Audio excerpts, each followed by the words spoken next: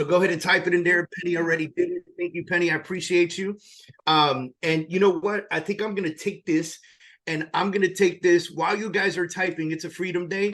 I'm going to go live on Facebook and I'm going to take this to our Facebook group. If you're not a member of our Facebook group, please join our Facebook group. We're always in there providing massive value. It's the Freedom Achievers group. And in a couple seconds here, my assistant Michael will go ahead and put in the link. Freedom Weekly. And you know what? I'm going to stop doing the posting to the group. This will be the last week I post to the group. And let me tell you why. Because I feel like if this is something that you want to learn from, rather than going to the social media presence and just watching it, I'd rather you come into the Zoom and experience it, right? I feel like in here, we can type in the chat box, we can communicate with each other, we can be excited, we can make things happen. When you're on the social media platform and you're doing it over there, I can't see what you're typing. So I'm going to stop doing that. Yes, we're still going to record every single week. We're going to go ahead and put it inside YouTube. It's in YouTube. We have the entire playlist, by the way, for as long as I've been doing this. My wife and I actually calculated yesterday that we've been doing Freedom Weekly for a year now. And I've only missed maybe 4 Thursdays. So super, like, this is insane. Like, who does this every single week for this long? For free, by the way, and gets you guys out here, right? So join the group, get in there, get excited with us, be a part of our community. Where I think right now the group is almost 900 members, or no, it's over 900 members now. We're almost at 1,000 members strong. All real estate professionals, make sure that you're in real estate. We don't care what company you're with. We don't care about any about that stuff. We do not allow certain things in there, like, you know, recruiting. We try to keep it all about education, giving back to the community and doing things like that. So that is the premise of our group. And we want to make sure that we're consistently giving massive content in a high basis. Now, why do we call this Freedom Weekly? Why the Freedom Organization? Why do we go into the chat box and type it's a Freedom Day? Because at the end of the day, every single one of us is waking up every single morning and we're coming into work to do something. Whatever that mission is for you, whatever your why is, it's associated to some type of freedom. I believe that. I'm a big believer in that. Freedom is my why. I wake up every morning and I do this because I want financial freedom, time freedom, location freedom. That's it, right? And with those 3 things, by the way, financial freedom, time freedom, location freedom, I could travel the world. I can continue to do this as much as I want to. I can continue to build a business. And financially, if I'm free, I can do it from anywhere. And that's what really excites me. I want to do this. I want to one day host this weekly, you know, from the beaches of Puerto Rico, just sitting there talking to you guys. I want to host this weekly one day from Okinawa, Japan.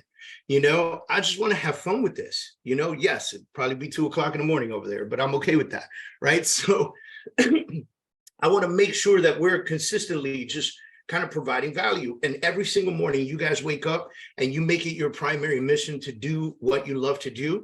And that's this real estate thing that we just keep trying to figure out every single day. And so I wanted to bring a special guest on with me today. I'm going to spotlight him here in a second. But Michael Venerio, I've known him for many years. He actually leased space in my real estate office when I had a real estate office. And Michael, for as long as I've known him, his hyper focus has been wholesaling, flipping. And then over the last couple of years, he made a transition and he started holding property. And so, which is really interesting because him and I had a conversation, Mike, I don't know if you remember this, but it was like a year ago, something like that, or a year and a half ago. We had this conversation where I had a client who used to do a lot of wholesaling and flipping in Washington, D.C., and he was buying something in Miami. And when we sat down and I said, so you still doing wholesale and flipping? He goes, no, all I do is hold now. And he told me a story. He said, I had a conversation with a gentleman that was significantly wealthier than I was.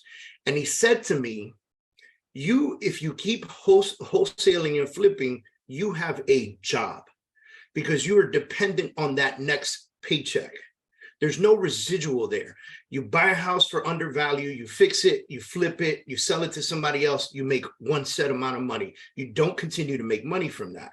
And he said, so the guy told me, he goes, I'm wealthy. You're just rich with a job. And that hurt his feelings.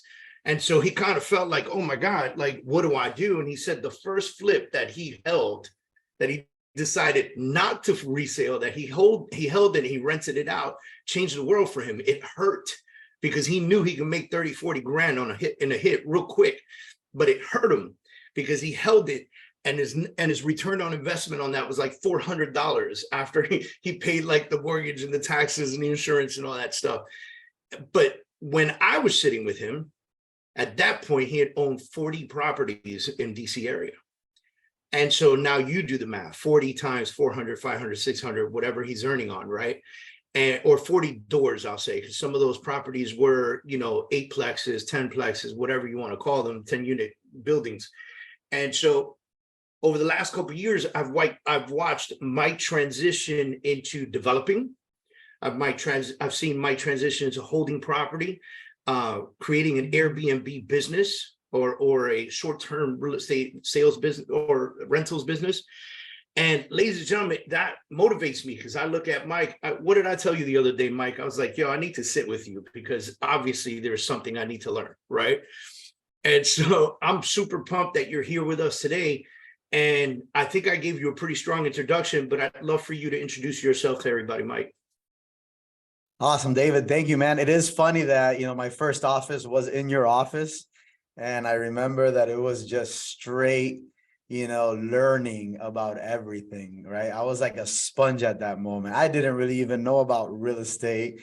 I wasn't even great at what I did. I had come out of a company and they only taught me a portion of what I was doing. And then I remember we were in this one little office with a big ass sign, Rockwood Investments. We're going to be this monster of a company. And here we go, 6.5 years later. And sometimes I realize what I've been able to put together, partnerships and, just grinding through. But I looked at it the other day and I was like, wow, what an interesting journey I've gone through, because I know a lot of people have been in this business and they kind of stayed in one lane. And for whatever reason, I've shifted myself, actually in my career about 3 times. I've pivoted pretty aggressively. I look back and I'm like, wow, that's pretty awesome. So just to give you guys a background on me, my name is Mike Venedale. I'm the owner of a company called Rockwood Investments. That's where I started everything. Now I own several different companies, but I started 100% as a wholesaler. So in that wholesale business, just like in the real estate business, it's a very transactional business. It's phenomenal. I love it. I made a lot of money. It was great. Learned a lot about laws, a lot about contracts, a lot about exits, a lot about negotiation. It was an amazing experience. But 5 years down the line, I looked back, and what David had said, the other guy had talked about, was I looked back and I said, if I would have only held 10% of all the real estate that I wholesaled, right? My first year, we did about like 40. My second year, we did about like 60. My best year, we did about 100 wholesales. That's a lot of properties that went through my hands, right? Through my company's hands. My guys that were working, everybody was acquiring. It wasn't me by myself. That's a lot of properties that we looked at. Obviously, COVID exploded prices. Would anybody have known that? Probably not. I probably would have held every real estate, made $0 cash flow. And right now, the multis and multis and multis of millions of dollars that I would have would be a lot more. But I never really looked at it as a holding game. At that point, everything was transaction. I would look at a deal, I would make $30,000. We would all get paid. We were very happy. On to the next one. So I never really looked at the actual appreciation that real estate does, the tax benefits that it gives you. I never looked at anything long term. And that's what I learned in the last year and a half. I was very short-sighted.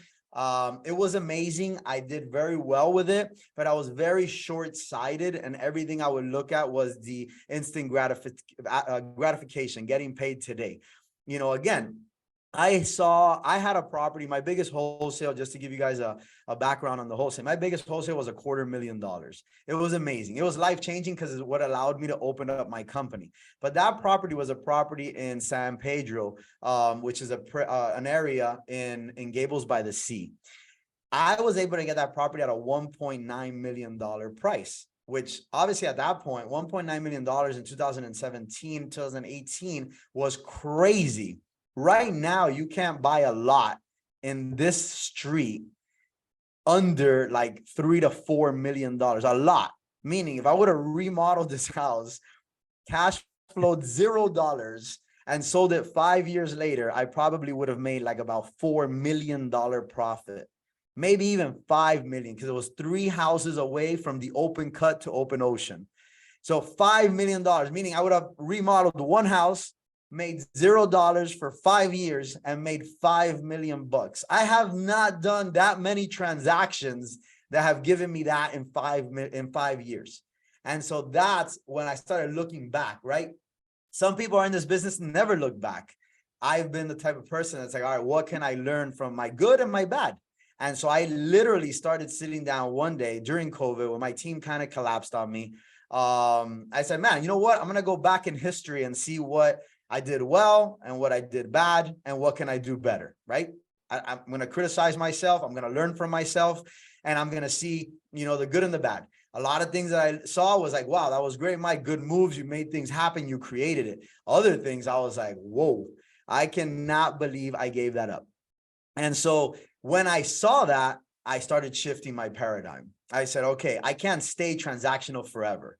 I cannot sit here and just chase the next dollar, because like you said, when he spoke to that other person, wealth is created on the holding game.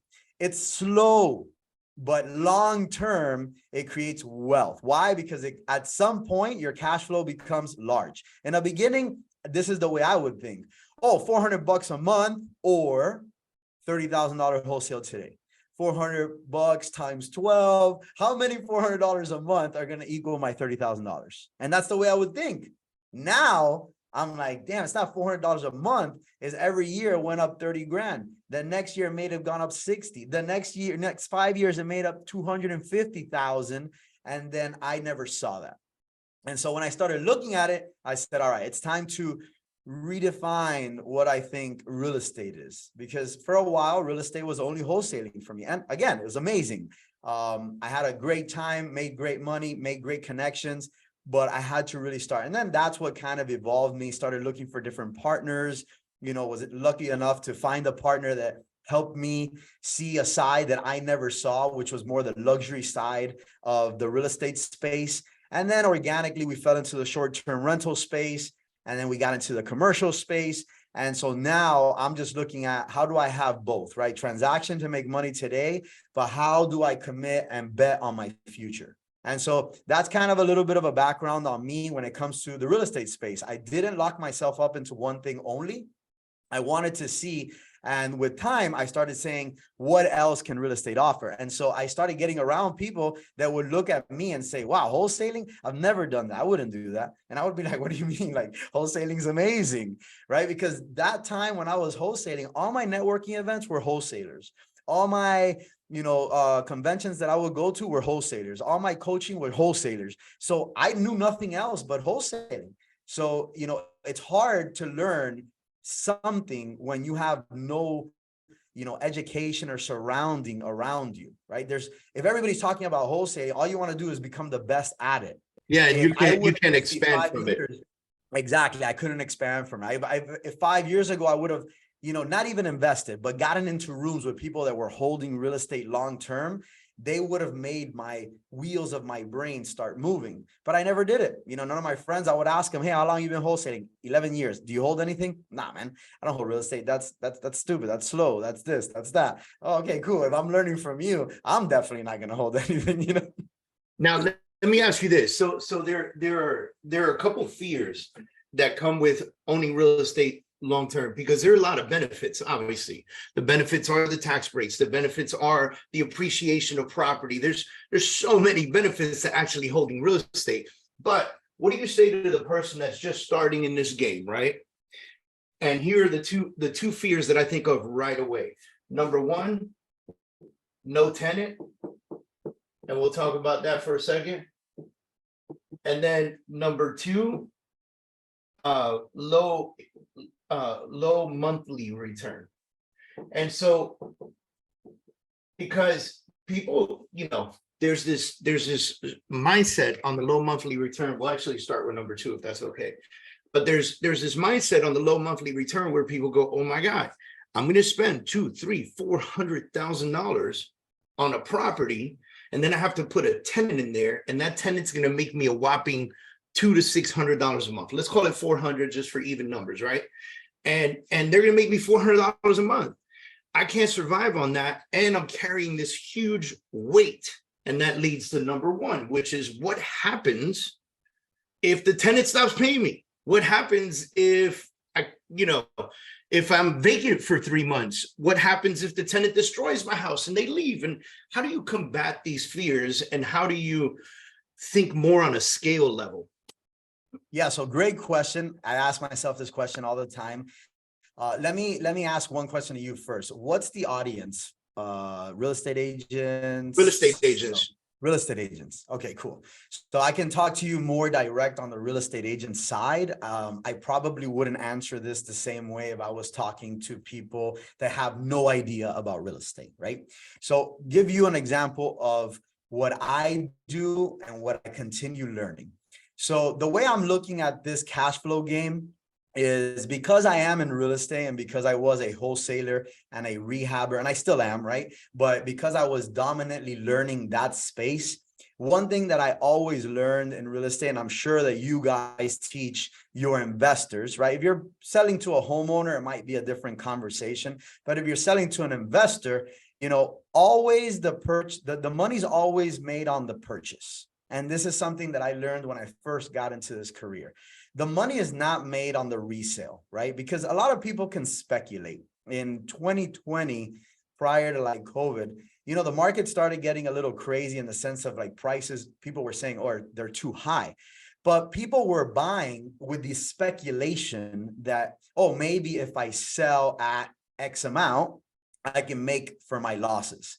And I used to always tell my buyers that I would wholesale to, I would tell them, listen, stop speculating, buy at the right price. Because on an investor, the ones that I've seen take losses are the ones that overpay, speculating that, oh, if I make a better kitchen or a better bathroom, I'm going to get more money. In the single family world, it's very simple, apple to apples in your appraisals. In the commercial space, you could alter the appraisal by cash flow. So it's a little bit different. So, because I am talking to real estate agents, first thing I would tell you is do not try to get into the single family hold game. And so why am I learning that myself? In the short-term rental space, the single family hold game is awesome. If you buy in the right place, you buy at the right price. In the short-term space, you can almost 3x and 4x your average rental. Now, it's not passive. It is a concierge company.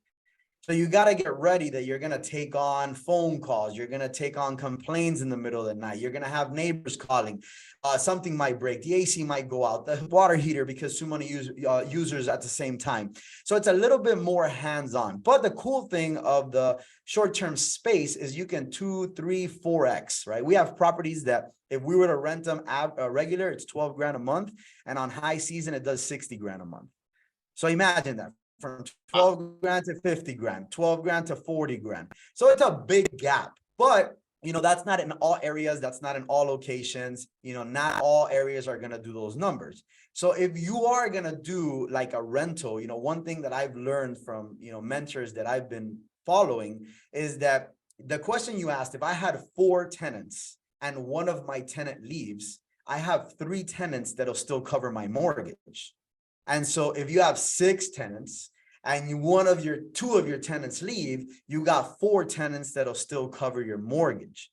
And so if you're going to start doing long-term rentals, don't go into the single family space because it is a little bit more difficult because of that concern that most people have. If you're cash flowing $400 a month, that's going to give you what? $4,800 a year. You have 2 major mistakes in your property, you probably wiped out all your profit, right? Let's say your AC blew, you get a big clog in your plumbing, you get some massive electrical issues, a roof damage happens.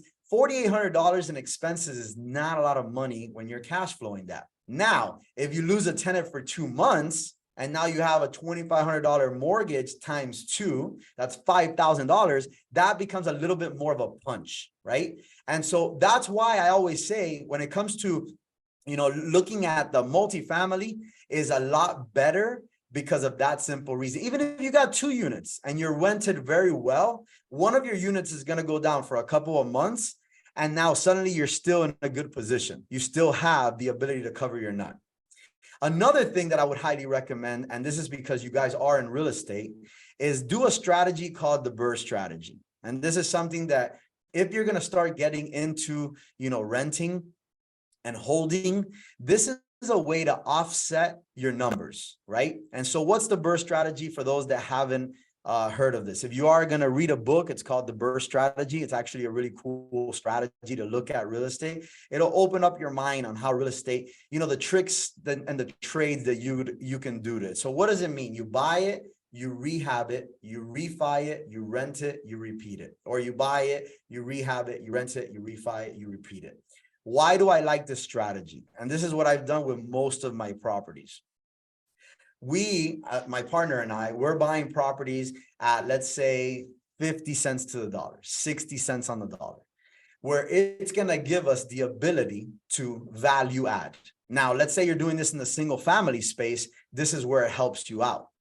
Because if you buy this house, let's say at $400,000, let's give you this as an example, and you got to put $60,000 into the rehab.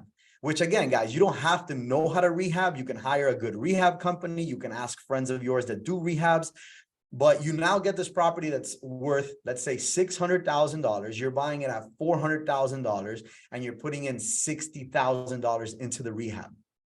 Meaning that now you have the ability to, because the current value after you rehab the property is $600,000, you can do what is called a rate and term refi at a 70 to 75% is what most of the time these lenders are going to give you. And so now what this process or what this strategy allows you to do is now you're going to be able to refi out 100% of your money, your down payment for purchase, your rehab that you've put into the house, and now you're going to be 100% leveraged by a bank. So meaning you own this piece of real estate for free. Right? $0 invested of your own money. So now your returns are infinity profit.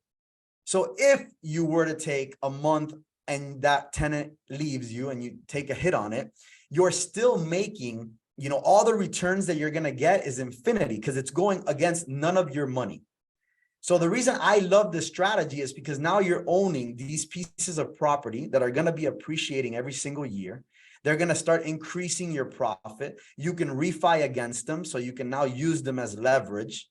And you're doing all of this with zero money invested. So now you still have, instead of like what David said, now I got $200,000 invested. Let's say that's all the money you have and you left a little buffer for your living. Instead, now that $200,000 is back in your bank. Let's say you took a month of a hit. It doesn't really matter. Out of the 200, you pay a month and then you recover off of it. And so the reason I like that strategy is because your hits are a lot less. Now you can play both. You can play the cash flow and you can play the appreciation. And so the question when you're looking to buy real estate is like, all right, what are the options that I have, right? What are the exit strategies that I can do? Nowadays, you have a lot of different exit strategies. So you got to think about that. You have short-term rental. That's one, right? Which is phenomenal. You have something called Furnish Finder. This is people that rent to like fully furnished properties to students. Now it's become very popular to rent per room. So people are getting houses, 4-bedroom homes, and they're renting $1,400 a room. So now you're getting more than the average rent. There's also traditional renting. And so what you got to do is say, hey, if I want this property, how can I make this property cash flow the highest? And how can I ride the appreciation game? We've even talked about that in our house because we have 6 bedrooms. And so we're like, when we leave here, this is going to become a roomly rental to FIU students, right? Or to older people. Exactly. Right? And that's the thing. You can't get stuck in one lane. Like back in the days, there was one lane. The one lane was long-term rentals, right? I talk to my dad about this all the time. Obviously, changing an old Cuban's mindset is probably harder than, running through a brick wall, right? Let's be real here. And he has a duplex right across the street from FIU on 107th Avenue and 8th Street. They just built like 4 buildings for surrounding that. housing, right? Yep. Surrounding that. Yep. Meaning that FIU is not stupid. If they build it, it's because the people are there. They have a waiting list to get that location. He's renting a 2-1, 2,100, the rear, 3-2, 2,700. And I'm like, dude, you can make about 3,900 in the rear and maybe about 3,200 in the front. That's a $7,000 a month rental versus $5,000, 4,800. Oh no, man, I'm not gonna do that. I'm not, why would I do that? Look at these people; they don't mess up my house. Neither do the other people. They're students. Why would they want to lose their room and board? So I think that a lot of people get stuck on one model. But right now, the times have changed. There's so many different things that people are doing. Micro units. People are renting rooms. People are sharing stuff. People are renting backyards for dogs to be able to poop in neighborhoods that don't have backyards. Like, think about how much that's pretty impressive, because I just put something out a couple days ago on my Facebook, and I said, what do you think we should do about the shortage of low-income housing, right? Because you live where I live. We live in South Florida. Low-income housing here is getting eradicated. Just doesn't exist. Huge. And that's a problem, right? And so I don't know that there is a way for us to go to government who gets sponsored by so many of these big developers and players, right? And say to them, we need you to create something. We need you to create something new for the elderly that are retired, living on SSI, right? And Medicare. Or we need you to create something for the less than middle class, right? That live below the poverty line, but they have jobs. They're just below the poverty line, right? And so how do we create something for them? And even the systems that are in place and the programs that are in place don't support them enough to be able to afford to live here, right? And so everything you're talking about is an outcome of all those things. Correct. Taking a house that's 5-6 bedrooms, renting out each room, right? Taking a house and cutting it in two and making it a duplex, right? Because people can't afford to live in some of these places, and they can't afford yard space. So they want a dog. They don't have a space for the dog to go to the bathroom. What do? They come to your house and rent your backyard so their dog could go run around and do his thing. And that is something that we're facing. And so as much as that's a tragedy, it's also opportunity, right? Correct. We always say that there's opportunity in tragedy all the time. 2008, I'll never forget when the market crashed. I didn't know any better at the time. I was brand new in real estate at the time. I think I got my license in 05, 06. So I was still kind of dabbling. And that was like, now here I am going through the downfall of the world in economics, right? I didn't know what to do. But the smarter people than me that knew what to do, well, these guys were holding their money because they saw this coming, right? And so when the downfall happened and everyone was losing their houses, guess what? People were still buying. Why? Because there were people there that were holding money, investors, picking up properties for pennies on the dollar. Correct. Or what looked like pennies on the dollar. And what it simply was current market value. Correct. And that's what I try to tell people. Yes, the properties are up here and then value fell. You're not getting the property for pennies on the dollar. You're getting the property for its current market value. Imagine if you had purchased 50, 60 properties in 2008, 2009, would they be worth today in South Florida? Yeah, I mean, there were condos and luxury buildings in Miami Beach going for $45,000, and now they're worth 2.8. Do the math on that, Yeah, look, the reality is real estate throughout the years has held its time, and it goes down, but it comes back up. It's a tangible asset. Stocks are amazing. Other things are amazing, but the reality is that real estate is that tangible asset that you have different exit strategies that you can form out of it. It's not as fast of a growing let's say asset class. There's things that'll grow it faster. You know, like crypto is one of them that grew so much faster. The stocks can grow it so much faster. They can wipe you out a lot quicker too. Real estate is one of those, you know, long term type of asset class that, you know, in '08, my dad, I remember, was saying, wow, my property went down 200, you know, I think it was like 280 from like 500. The other day I was talking to him, they appraised his house at like 800 grand. You know, look at that. In a couple of years, he went from 500 to 200 back to 800. And with what Florida's gone through in this last like year and a half to 2 years, I think Westchester is going to be an 800 standard neighborhood. Might go down to 6, but it'll probably bounce back up to 1.2 million. But it's going to bounce back up. And as real estate professionals, here's an opportunity for you to not only consider investing, but take away some of those fears, right? And second, it's an opportunity for you to have more intelligent conversations with potential investors out there that you might have opportunities for, or people that are just now getting into investment and come to you as a real estate agent because they assume that you have the knowledge, right? And so I just want to draw something, and this is like very rudimentary, but you know, real estate is here and the value is going to go here.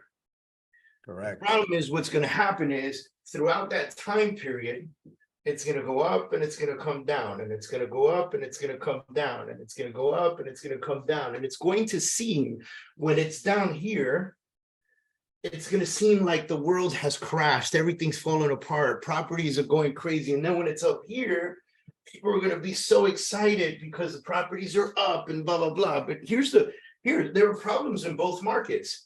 Right now, we're in this market, even though that we see like recession and all this stuff happening, but prices are not coming down in most cities. They're coming down in some cities like San Francisco, but that's a whole nother issue, right? And so when you look at this and we're here, what's the problems that we face? Low inventory, high interest rates, right? Like we're playing with those situations when the market's here.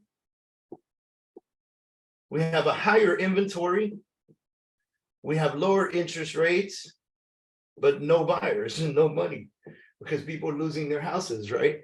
And so, you know, that's problems. Solutions, here we have great home buyers that are ready and willing and able to go, and it's our job to go find them those properties. Here we've got great investors that pick up those properties and opportunities to help people through short sales so that they don't just lose their property to the bank, so that they can separate with dignity, right? And so there's opportunity on both sides of the lines, but the most important piece here that everybody should be paying attention to is this piece. Because what I remember most about 2008 was people coming up to me and going, I haven't paid my mortgage in a year. And I go, why not? Well, because my property used to be, I bought it for 500,000, now it's worth 280. Okay, but can you still afford the mortgage? Well, yeah, but I don't see why I should have to pay on something that reduced so much in value. And that was the mindset of many, many, many, many people in 2008, believe it or not. There were people who were 100% completely capable of paying the bill. They just didn't, because they knew they could get away with it, hire an attorney, pay them $500 a month, and get away with it for 2, 3, sometimes 4 years without paying the mortgage. And then at the end, short sale it. And they saw that as a benefit. But the ridiculous amount of money that they feel like they made there does not compare to what they could have done if they kept paying it and they were here now. Like your dad's house. You know what I mean? Yeah, listen, a lot of people, like you said, got into that mindset thinking it'll never come back. And what we got to do is learn from those experiences, right? That's what I've, I think a lot of people in any business, don't look at history as knowledge. And right now, real estate has gone through different things that'll teach us, what the future might hold for us. Obviously, this one is different from all the other ones, and the last one was different from the last one. But the one thing in that chart that you showed was that real estate will always go back up. It's something that's, housing is always going to be needed. It's never going to be something that people are going to stop using. Right now, the the development is booming. Why? Because we have, specifically in Florida, we have so many people traveling this way. And if they got money and they have an option, they rather buy a new home. There's a lot of old homes, baby boomers that bought them. They didn't do much to them, like my grandma's house or, other houses that we find. And yeah, when we revamp them and make them really nice, obviously it doesn't impact. But when you bring in something new, modern, never lived in, people will pay a premium. Right now, land is something that there's not enough of. There's not enough land to build. So people are just buying and demoing, buying and demoing, buying and demoing. And so that's kind of one of the reasons why my partner and I kind of pivoted into the development side, because we're seeing that there's a shortage of inventory. There's more than enough buyers looking. And so if there's 5 homes in an area and one of them is brand new construction, that's a bidding war against that one. And so we're maximizing the usage of that piece of land due to all the people moving down to Florida and, increasing the market value. And so, again, these are things that you have to pivot into instead of staying stuck in a lane. And so I think that's something that I've done very well in my career, and I'm going to continue doing it because I think that's what really shifts you and allows you to grow in any industry that you're in, right? All right, so you said something, there's a question there. Was it a rate of return loan? No, it's a rate in term refi, right? Yeah, so it's a rate and term. So, instead of cashing out, because you can cash out, that is an option that you have. But the way I look at it is, if I don't need the money, why over leverage myself? If I get my working capital back and I got the 60, 80,000 or 150,000 that I started with, don't over leverage yourself. I do see people that, I can cash out 100 grand. Yeah. And what if, right? Do you really need the 100,000, or are you just trying to go and spend it on maybe things that are not needed? Right. So, right. And but the other plan with this is, if you do something like that, the real thing is to repeat, right? Like if you take that money, you go repeat where you just started from here, buy again. Right. So now that's going to now take some kind of psychological training, right? Because, I look at my, sometimes I've built, my partner and I have built about about $32 million portfolio within a year and a half. And listen, guys, there's many times that I wish I would just sell everything and, move into a better house and take more vacations and buy more exotic cars. Like, trust me, there's a part of me that's like, damn, look what they have and I don't, right? But then I have to trick my mind and say, hey, it's only been a year and a half. If I continue this, move that I'm doing within 5 years, I can have $100 million portfolio. Then I can exit out a couple of them and I can have all the toys getting paid by my portfolios. And so it's had to be a lot of internal psychological training, because once you do that one move, you get your 150. Now you're like, damn, I own a house for free. I got 150. Let's go buy some, I don't know, useless things that you might think, I don't need that money anymore. So yes, I agree. The idea is to repeat, but unfortunately we're in a very consumer market mentality. And I was reading an article yesterday, which is crazy. They were saying the reason that the high-end industry or high-end things are still moving is because they did a study that a lot of the millennials are moving back into their parents' house, but yet they're buying Ferragamos and Fendis and Rolexes. And so it's just like a crazy mindset that's going on right now. So you might do that repeat, get the 100 grand and say, I bought a real estate and a watch, I remember growing up and shopping at, Woolworths so that I could live on my own. You know what I mean? Like, look, this shirt was since your office 6 years ago. Bro. Same Rockwood shirt. Not saying to go that route all the time. I make my own gear, people. I make my own gear. And so yes, the strategy is to repeat, but unfortunately some people don't do it. But I do highly recommend it. You got to think long term. 5 years is a lot shorter than you think. I listened to a guy named Ed Milet, and he said something that was like really great. He says that most of us think our goals are a lot further than what they really are. And so we have this problem. I can't remember the word he uses, but he says when we write it down, we think 5 years is so far. The reality is 5 years move really quick, especially if you have kids. They show you how fast time flies.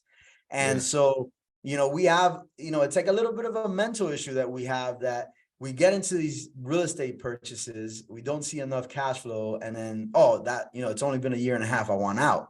And so that's what kind of like the holding game teaches you, because I've had to learn in the last year. You don't know how many times I've been like, hey, let's sell this shit. I don't want to hold this no more. Like, it's not enough money.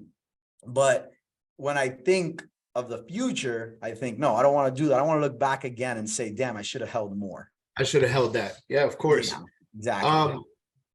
Sandra says, any tips on lead generation? So I'm assuming she means finding those properties, finding those great deals, getting people to call you because they want you to buy their house at a discount. Yeah. So when we did the wholesaling game, obviously finding great deals is the more challenging part. Once you get it, then, doing the actual deal is very easy. But, right now we have a lot of resources that can help you guys do it, right? Number one, if you are looking for inventory, one thing that I would highly recommend everybody, because they're already doing the job for you, is get around wholesalers.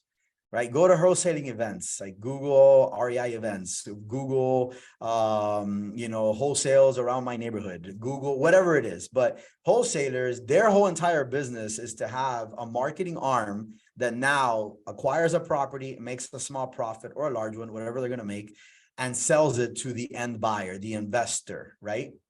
And so that is an easy way to get into the market right now. Start going to all these wholesalers, tell them, hey, I'm a real buyer. I got cash, meet private lenders so you can get your backed up money.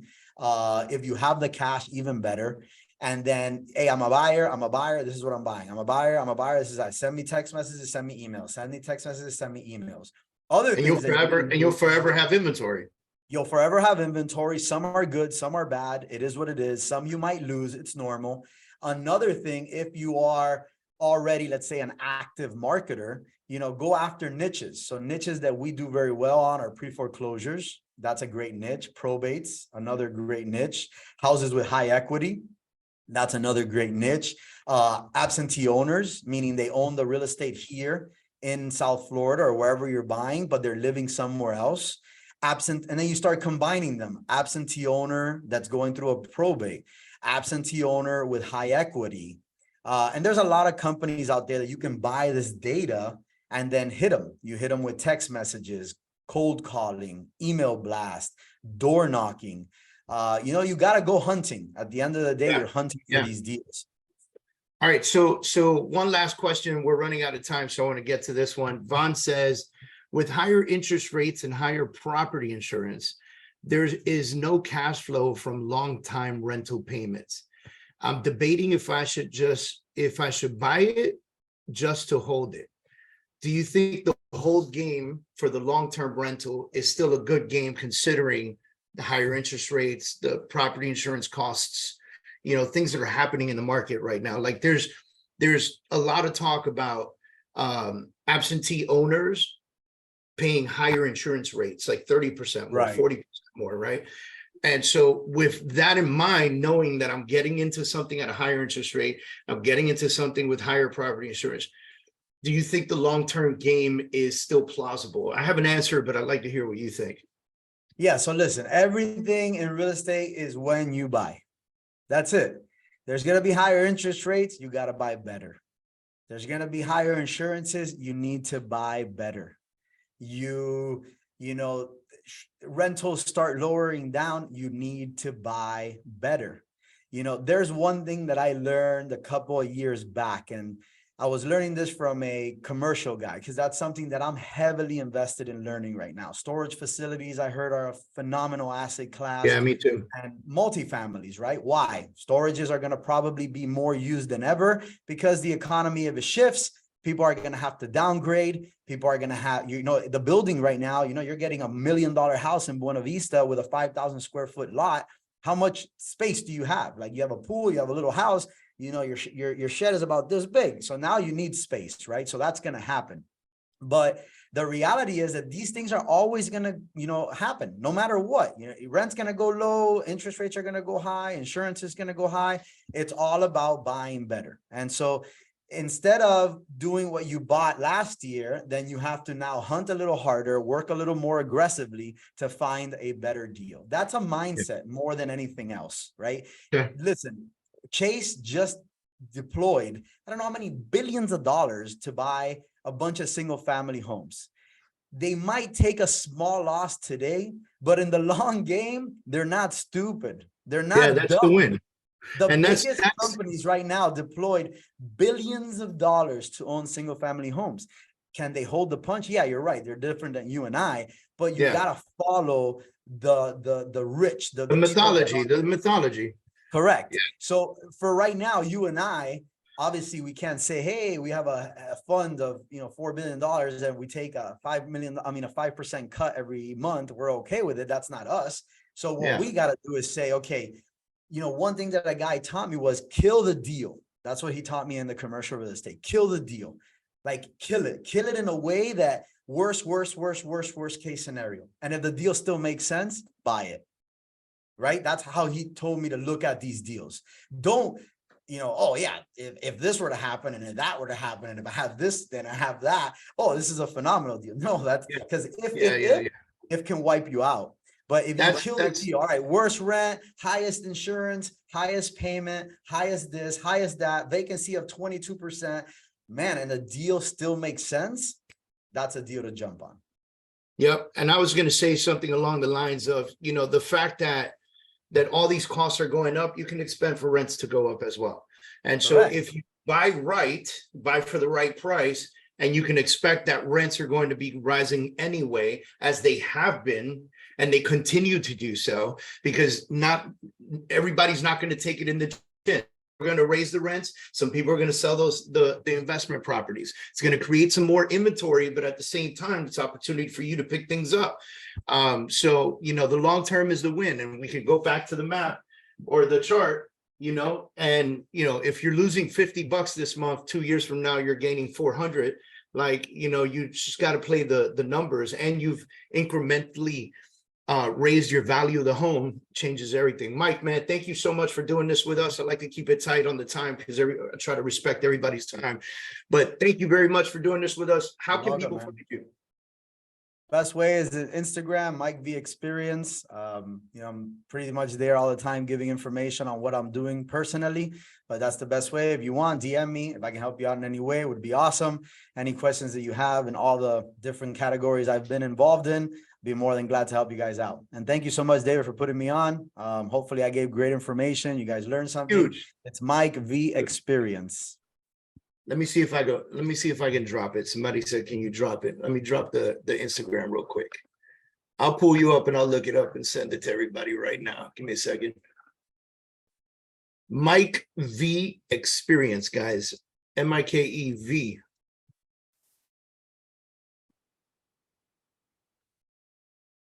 All right. Link. And there it is, guys. Grab that link before we end the meeting. Mike, thanks again for doing this with me. Always appreciate you. Appreciate your friendship and tremendous amount of knowledge that you spilled today. I really, really appreciate that. Guys, stay tuned. Every Thursday, we're bringing you massive knowledge. Every Thursday at 11 a.m. We're here with you. Make sure you're tuning in. Like I said, we're going to be doing this every Thursday through the end of the year. Now, there's an email that's going to be going out that I want you guys to look out for and pay attention to. And that email is going to be talking about a group coaching system that I'm going to be doing for the final months of the year. That is October, November, and December. I'm going to host a group coaching. We're going to meet twice a week. We're going to meet for 45 minutes. And we're going to do that every week for those 3 months. There is a fee to this, but group coaching and training, two different things. Right now, we talk to you and we try to teach you something. And group coaching, you talk to us and we try to bring you value. So look out for that email. It's going to be coming out today or tomorrow. And I hope to see you guys sign up for that. Mike, thanks again, brother. See you later, bro. You got it, man. Thanks a lot. Have a great day. Thanks, guys.